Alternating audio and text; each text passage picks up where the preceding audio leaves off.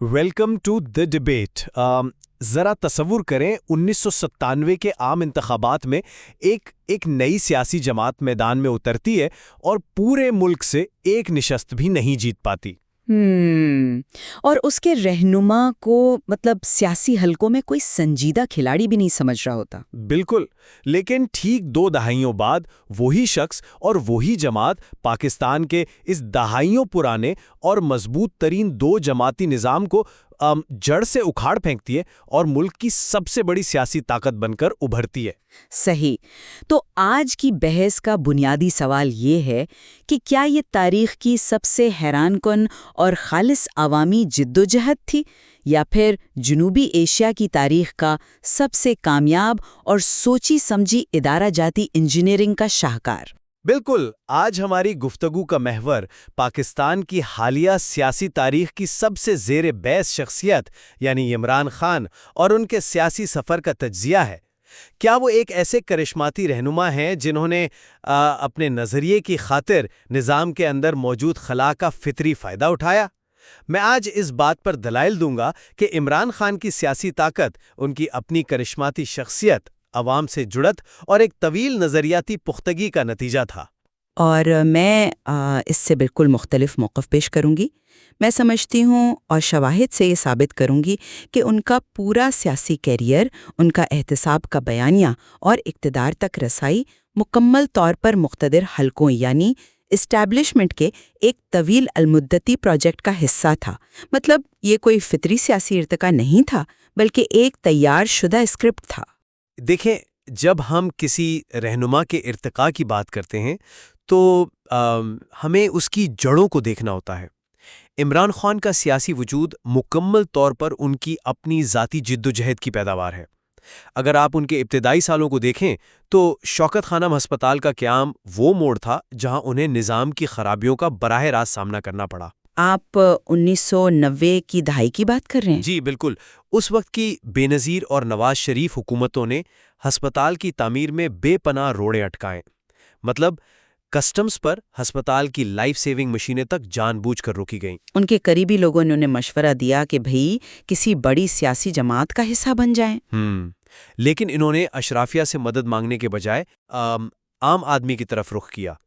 انہوں نے اسکول کے بچوں سے چندہ اکٹھا کیا۔ انہیں اس وقت پہلی بار پاکستان کے عام آدمی اور نوجوان طبقے کی طاقت کا اندازہ ہوا۔ یہ کرپشن کے خلاف ایک مکمل طور پر فطری اور آرگینک رد عمل تھا۔ اچھا، یہ بظاہر ایک بہت متاثر کن کہانی لگتی ہے، لیکن اگر ہم حقائق اور تاریخ کے اوراق پلٹیں تو اس نام نہاد فطری رد عمل کے پیچھے کچھ بہت ہی غیر فطری طاقتیں کار فرما نظر آتی ہیں۔ آپ نے 90 کی دہائی کا ذکر کیا۔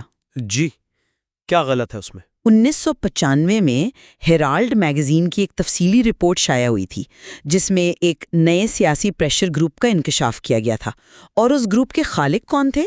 سابق DJISI جنرل حمید گل، پاسبان کے محمد علی درانی اور عمران خان۔ لیکن ایک ملاقات کو یا ایک گروپ کو آپ نہیں، بات صرف ملاقات کی نہیں تھی۔ اس کا لرزہ خیز ثبوت عبدالستار ایدھی صاحب کی اپنی سوانح حیات میں موجود ہے۔ ایدھی صاحب نے انکشاف کیا کہ انہیں اس حمید گل اور عمران خان والے پریشر گروپ میں شامل ہونے کے لیے شدید ریاستی دباؤ کا سامنا تھا۔ وہ واقعہ؟ لیکن اس کا مطلب یہ تو نہیں کہ… ایک منٹ، مجھے مکمل کرنے دیں۔ ان کے پاس حاضر سروس فوجی افسران آتے تھے۔ ایک بریگیڈیئر شامل تھا جو مسلسل دباؤ ڈالتا تھا، اور جب ایدھی صاحب نے انکار کیا تو انہیں اتنی سنگین دھمکیاں دی گئیں کہ انہیں راتوں رات ملک چھوڑ کر لندن جانا پڑا۔ اگر عمران خان کی سیاست ان کا اپنا فطری رد عمل تھا تو ایک حاضر سروس بریگیڈیئر ایدھی صاحب کو دھمکیاں کیوں دے رہا تھا؟ یہ صاف ظاہر کرتا ہے کہ عمران خان کو لانچ کرنا اسٹیبلشمنٹ کا منصوبہ تھا۔ میں اس واقعے کی تاریخی حیثیت سے انکار نہیں کر رہا، لیکن آپ ایک انتہائی اہم پہلو کو نظر انداز کر رہی ہیں۔ وہ پریشر گروپ ناکام ہو گیا تھا اور عمران خان نے جنرل حمید گل سے اپنے راستے مکمل طور پر الگ کر لیے تھے۔ راستے الگ کر لیے؟ بالکل۔ دیکھیں، اگر وہ واقعی اسٹیبلشمنٹ کی کٹ پتلی ہوتے تو وہ ہمیشہ ان کی ڈکٹیشن لیتے۔ ذرا ان کے فیصلوں کی ٹائم لائن دیکھیں۔ 1988 میں جنرل ضیاء نے عہدے کی پیشکش کی، انہوں نے ٹھکرا دی۔ پھر معین قریشی نے وزارت کی پیشکش کی، وہ بھی مسترد کر دی۔ اچھا، تو آپ کہہ رہے ہیں کہ انہوں نے مواقع ضائع کیے؟ نہیں، انہوں نے اصولوں پر سمجھوتا نہیں کیا۔ یہاں تک کہ جب 2002 میں جنرل مشرف اپنے عروج پر تھے تو انہوں نے عمران خان کو 8 سے 10 نشستوں کی پیشکش کی، لیکن جب عمران خان نے دیکھا کہ مشرف انہی روایتی کرپٹ سیاستدانوں کو اکٹھا کر رہا ہے تو انہوں نے انکار کر دیا اور اکیلے الیکشن لڑ کر صرف ایک نشست جیتی۔ ایک آگ کٹھ پتلی کبھی اقتدار کا شارٹ کٹ نہیں چھوڑتا۔ اچھا، چلیں ہم ان کی طاقت اور مقبولیت کی بات کر لیتے ہیں۔ 2002 سے لے کر 2011 تک ان کی وہ طاقت کہاں تھی؟ مطلب وہ ایک نشست والی پارٹی تھے، پھر اچانک اکتوبر 2011 میں مینار پاکستان پر ایک ایسا عظیم الشان جلسہ ہوتا ہے جو سب کچھ بدل دیتا ہے۔ تو یہ ان کی طویل جدوجہد کا نتیجہ تھا نا؟ نہیں، سیاسیات کے طالب علم جانتے ہیں کہ پاکستان جیسے ملک میں جہاں جاگیردارانہ نظام مضبوط ہے، وہاں اچانک شاہ محمود قریشی، جہانگیر ترین اور جاوید ہاشمی جیسے سینئر سیاستدان راتوں رات نظریاتی نہیں ہو جاتے۔ اس اچانک ابھار کے پیچھے اس وقت کے DGISI جنرل شجاع پاشا کا ہاتھ تھا۔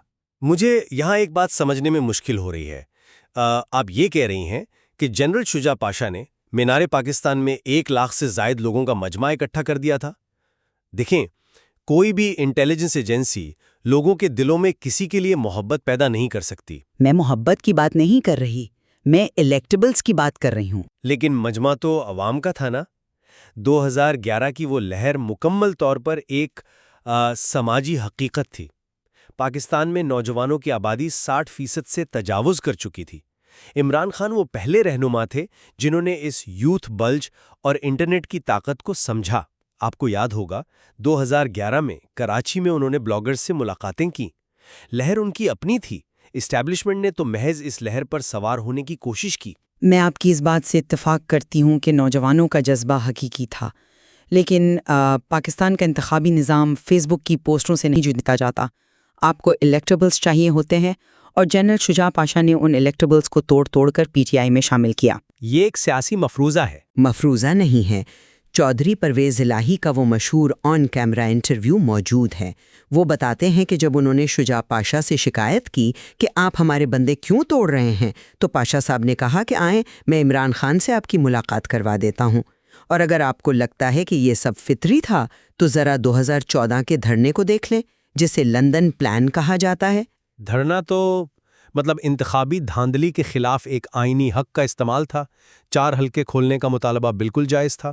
مطالبہ اپنی جگہ، لیکن اس کی لاجسٹکس، 126 دن تک ہزاروں لوگوں کو ریڈ زون میں بسانا، انہیں روزانہ کھانا دینا، ٹینٹس، ساؤنڈ سسٹم، یہ کروڑوں روپے روزانہ کا خرچ تھا۔ برطانوی صحافی مرتضی شاہ نے خبر دی تھی کہ طاہر القادری، چودھری برادران اور ریاستی ہینڈلرز کے درمیان لندن میں ملاقاتیں ہوئی تھیں۔ یہ سب سنی سنائی باتیں ہیں؟ نہیں، ثبوت موجود ہے۔ دھرنے کے دوران IB نے باقاعدہ کالز ٹیپ کی تھیں جن میں وینڈرز کو ادائیگیاں خفیہ آپریٹرز کر رہے تھے۔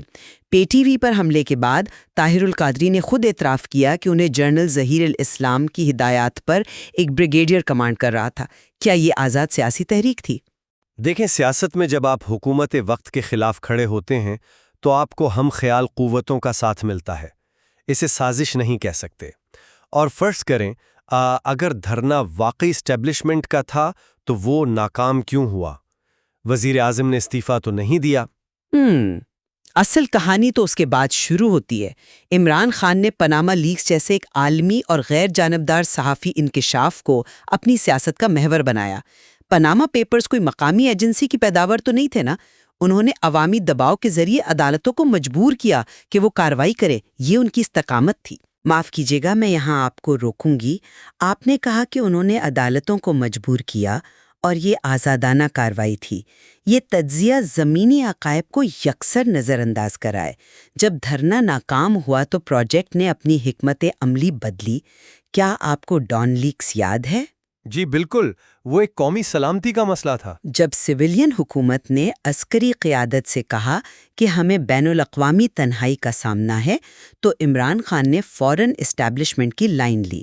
جب حامد میر پر حملہ ہوا اور خاندان نے DGISI پر الزام لگایا تو عمران خان صحافت کی آزادی کے بجائے اسٹیبلشمنٹ کے دفاع میں کھڑے ہو گئے۔ وہ میڈیا کا گلا گھوٹنے میں ایک آلے کا کام کر رہے تھے۔ یہ ان کی سیاسی حکمت عملی تھی۔ جب مدے مقابل نواز شریف ہو تو ریاست کے تضادات کا فائدہ اٹھانا پڑتا ہے۔ فائدہ اٹھانا ایک چیز ہے، پوری ریاستی مشینری کو استعمال کرنا دوسری۔ آپ عدالتوں کی آزادی کی بات کر رہے ہیں نا، اکتوبر 2017 کا واقعہ یاد کریں۔ صحافی آصف بشیر چودھری کی گواہی۔ احتساب عدالت میں رینجرز نے کنٹرول سنبھال لیا اور آصف نے ایک حاضر سروس ISI کرنل کو جج محمد بشیر سے ملاقات کرتے ہوئے رنگے ہاتھوں پکڑ لیا۔ ہاں، دیکھیں، ہائی پروفائل کیسز میں سیکیورٹی کے معاملات اور اداروں کی نقل و حرکت معمول کی بات ہو سکتی ہے۔ نہیں، یہ کوئی روٹین نہیں تھی۔ جب آصف نے یہ خبر نشر کی تو DGC جنرل فیض حمید کی طرف سے اس پر قیامت ڈھا دی گئی، اس پر انکوائری بٹھائی گئی، اسے ملک سے فرار ہونا پڑا، اور سب سے خوفناک بات، اس کی والدہ کو فون پر بیٹے کے قتل کی دھمکیاں دی گئیں جس سے انہیں برین ہیمریج ہو گیا۔ یہ عدالتوں کے فیصلوں کے پیچھے کام کرنے والا ریاستی خوف تھا، یہ آرگینک سیاست نہیں تھی۔ میں ان واقعات کی سنگینی کو کم نہیں کر رہا، لیکن ہمیں 2018 کی تنظیم سازی بھی دیکھنی چاہیے۔ عمران خان نے پورے ملک کا دورہ کیا۔ اور تنظیم سازی کیسے ہوئی؟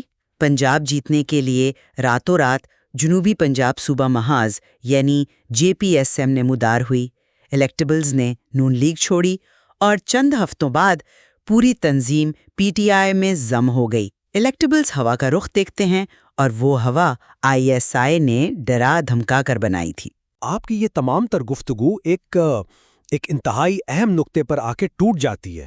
اچھا، وہ کیا؟ اگر یہ سب واقعی ایک پروجیکٹ تھا اور عمران خان محض ایک کٹ پتلی تھے تو پھر 2021 اور 22 میں یہ تعلق ٹوٹا کیوں؟ ایک کٹ پتلی تو کبھی اپنے مالک سے بغاوت نہیں کرتی۔ یہ ایک دلچسپ زاویہ ہے۔ جب وہ وزیر اعظم بنے تو انہوں نے واضح کر دیا کہ وہ آئینی اختیارات پر سمجھوتا نہیں کریں گے۔ DGISI جنرل عاصم منیر کو صرف 10 ماہ بعد ہٹا دینا، اور پھر جب جنرل باجوہ نے نیا DGISI لانے کا فیصلہ کیا تو عمران خان ان کے خلاف کھڑے ہو گئے۔ انہوں نے جنرل فیض حمید تو تبدیل کرنے سے انکار کر دیا۔ انہوں نے سویلین بالادستی کی خاطر اپنا اقتدار قربان کر دیا، لیکن ڈکٹیشن نہیں لی۔ یہ بہت اہم نکتہ ہے، لیکن اس میں ایک بہت بڑا تضاد ہے۔ کیا واقعی وہ سویلین بالادستی کی لڑائی تھی؟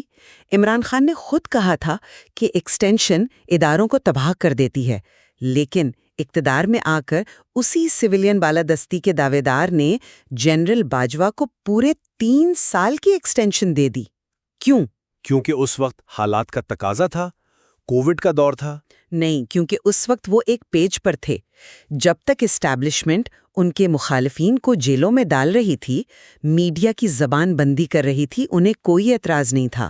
ان کی مزاحمت اصولی نہیں، انتظامی ہٹ دھرمی تھی۔ وہ جنرل فیض کو اس لیے رکھنا چاہتے تھے تاکہ 2023 کے الیکشن میں دوبارہ انجینئرنگ ہو سکے۔ ان کا زوال تب شروع ہوا جب اسٹیبلشمنٹ نے نیوٹرل ہونے کا اعلان کیا، بیساکھیاں ہٹیں تو حکومت گر گئی۔ اچھا، مجھے یہاں آپ سے ایک سوال پوچھنے دیں۔ جی پوچھیں۔ اگر یہ صرف اور صرف اسٹیبلشمنٹ کا پروجیکٹ تھا اور ان کی اپنی کوئی عوامی جڑت نہیں تھی، تو پھر اپریل 2022 میں اقتدار سے نکالے جانے کے بعد ان کی عوامی مقبولیت میں ایسا خوفناک اضافہ کیوں ہوا؟ لاکھوں لوگ ان کے ایک اشارے پر سڑکوں پر کیوں نکل آئے؟ مطلب کوئی بھی ادارہ لوگوں کے دلوں میں بے لوث عقیدت نہیں ڈال سکتا۔ یہ ایک درست مشاہدہ ہے۔ مقبولیت تو تھی، لیکن اس کی وجہ یہ ہے کہ جب آپ 25 سال تک ریاستی وسائل کے ذریعے ایک شخص کے گرد نجات دہندہ اور مسیحا ہونے کا بیانیہ تعمیر کرتے ہیں اور سب مخالفین کو غدار ثابت کرتے ہیں، تو عوام کے ذہنوں میں وہ نقش ہو جاتا ہے۔ تو آپ اسے بھی اسٹیبلشمنٹ کے کھاتے میں ڈال رہی ہیں؟ اسے فرینکنسٹائن کا اثر کہتے ہیں۔ پروجیکٹ اپنے خالق کے کنٹرول سے باہر ہو گیا تھا، لیکن اس سے یہ حقیقت نہیں بدلتی کہ اس عمارت کو تعمیر کرنے والی اصل طاقت وہی تھی جس سے وہ اب لڑ رہے تھے۔ میں سمجھتا ہوں کہ ہم دونوں نے اپنے دلائل بڑی گہرائی سے پیش کیے ہیں۔ وقت ہمیں اس بحث کو سمیٹنے کی جانب لے جا رہا ہے۔ اگر میں اپنے دلائل کا خلاصہ کروں تو یہ واضح ہوتا ہے کہ سیاست خلا میں نہیں ہوتی۔ عمران خان نے ریاستی تضادات کا سیاسی فائدہ ضرور اٹھایا، لیکن ان کی بنیادی طاقت ان کی ذاتی کرشمہ سازی، نوجوانوں کے ساتھ جڑا ہوا ان کا احساس اور ہار نہ ماننے کی صلاحیت تھی۔ مشکل ترین حالات میں بھی آج عوامی حمایت برقرار رکھنا ثابت کرتا ہے کہ ان کی سیاست کی اصل بنیاد عوام ہیں۔ اور میرا اختتامی خلاصہ یہ ہے کہ حقائق کی کڑیاں ملانے سے بالکل مختلف تصویر ابھرتی ہے۔ ان کا سیاسی قد، اینٹی کرپشن بیانیہ، الیکٹیبلز کی شمولیت اور میڈیا مینجمنٹ، یہ سب ایک منظم ریاستی انجینئرنگ کا حصہ تھا۔ ان کا سفر کوئی ناممکن عوامی جدوجہد نہیں، بلکہ ایک ایسی عمارت تھی جس کی بنیادیں اور ستون مقتدر حلقوں نے بڑی محنت سے تعمیر کیے تھے۔ اس سنجیدہ بحث سے یہ تو مکمل طور پر عیاں ہے کہ پاکستان کی سیاسی تاریخ میں حالات کبھی بلیک اینڈ وائٹ نہیں رہے ہیں۔ اس موضوع میں کئی پیچیدگیاں اور تضادات ہیں جو مزید گہرے تجزیے کا تقاضا کرتے ہیں۔ ہم ہمیشہ کی طرح حتمی فیصلہ اپنے سامعین پر چھوڑتے ہیں کہ وہ ان شواہد کی روشنی میں کیا نتیجہ خاص کرتے ہیں۔